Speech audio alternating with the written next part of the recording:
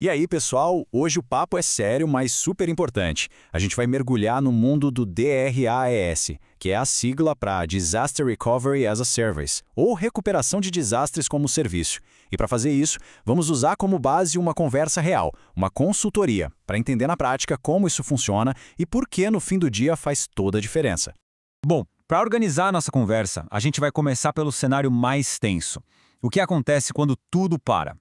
Daí, a gente explica direitinho o que é DRaaS e como essa mágica toda funciona por baixo dos panos. Na sequência, vamos ver o que torna uma solução de DRaaS realmente eficiente, o seu diferencial.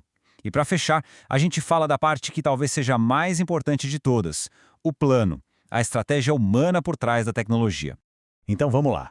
Para começar, vamos encarar de frente o pesadelo de qualquer negócio, o risco de repente, tudo simplesmente parar de funcionar. Pensa só, a operação inteira para. Agora. Nada de vendas, nada de atendimento, nenhum acesso a dado nenhum. E isso, gente, não é um exercício de imaginação, é um risco real, um risco crítico para o negócio. Principalmente para aquelas empresas que, como a gente viu na nossa fonte, rodam 24/7 e não podem se dar ao luxo de parar nem por um minuto. 60 minutos, uma horinha. Parece pouco, né? Mas esse é o tempo médio que um negócio aguenta ficar parado antes de começar a ter prejuízos financeiros sérios e um dano de reputação que pode ser irreparável. Numa crise, o relógio é o maior inimigo. Ok, o cenário é assustador. Mas e aí? Como é que as empresas de hoje se protegem contra uma catástrofe dessas? Bom, é aí que entra a solução que a gente vai discutir. De forma bem simples, o DRaaS é basicamente um espelho digital de toda a operação de TI. Ele cria, e mais importante, mantém essa cópia espelhada num lugar totalmente seguro, separado. E o melhor de tudo, essa cópia está ali, prontinha para entrar em ação no exato segundo que o sistema principal falhar. Tá, mas como é que essa mágica de replicar tudo funciona na prática? Especialmente para um negócio que não pode parar nunca. O mais legal é que a resposta para isso veio de uma dúvida real, de um cliente de verdade durante a consultoria que a gente analisou. A dúvida dele era a seguinte, e é uma dúvida super comum. Será que a gente consegue testar essa recuperação num ambiente isolado, tipo uma bolha, sem afetar a produção que está no ar? Ele queria um teste seguro, né? Para não bagunçar a operação. E a resposta para essa pergunta é que revela o quão inteligente é a tecnologia por trás. A resposta é não. Não dá para criar essa bolha. E o motivo é genial. A tecnologia usada, a Pure Storage, foi desenhada para evitar um failover false. Na verdade, é uma proteção. Pensa bem, se existissem duas cópias ativas ao mesmo tempo, onde a informação seria gravada? Nos dois lugares? Isso criaria um caos, um risco enorme de corromper os dados. Então, o sistema não deixa isso acontecer de propósito. É uma característica de segurança, não uma limitação. E aqui a gente vê como o processo funciona. Não é aquele backup tradicional, lento, que roda de madrugada. É algo em tempo real. A cada alteração nos dados, por menor que seja, ela é replicada instantaneamente. A melhor analogia que foi usada na própria conversa é como se, na hora do desastre, o sistema simplesmente desplugasse o disco de um lado e plugasse no outro. É quase instantânea. Essa forma de trabalhar com essa tecnologia específica traz umas vantagens gigantescas. Agora a gente vai ver o que faz essa solução em particular ser tão rápida e principalmente tão confiável.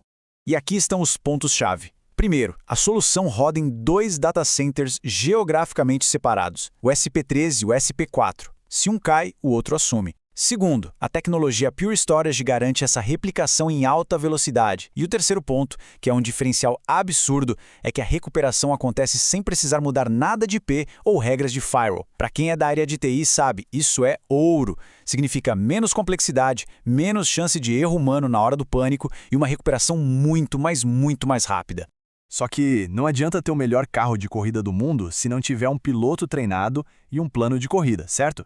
A mesma coisa aqui. A tecnologia é incrível, mas ela é só uma parte da história. Agora vamos falar da parte humana, da estratégia.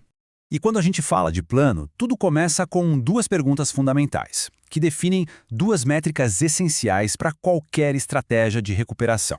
A primeira é o RPO, ou Recovery Point Objective.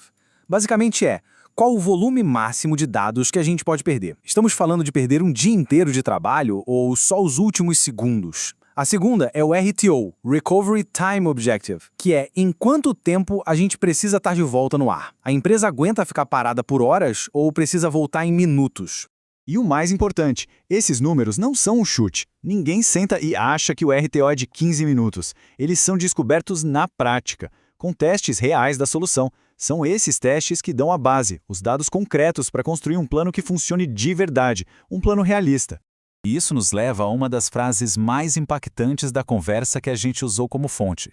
De cabeça quente, ninguém pode tomar decisão nenhuma. É só executar o que está no documento. Pensa nisso. O plano de recuperação não é um guia para ser lido na hora do incêndio. Ele é um script, um passo a passo para ser seguido à risca, justamente porque na hora da crise, a capacidade de raciocinar com clareza vai embora.